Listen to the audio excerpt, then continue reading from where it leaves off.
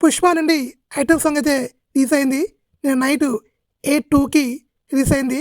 ఇంకా ఈ సాంగ్ ఎలా ఉందంటే నాకైతే సాంగ్ వినగానే భోజ్పురి గుర్తొచ్చింది. ఎందుకంటే భోజ్పురి సాంగ్లా అనిపించింది. సాంగ్ని ఇప్పటికే 10 సార్లు విన్నాను. ఎందుకో భోజ్పురి ఫ్లేవర్ అనేది చాలా బాగా కనిపిస్తుంది. పుష్ప 2 అనేది ఎక్కువగా నార్త్ని టార్గెట్ చేసుకొని తీస్తున్నారు.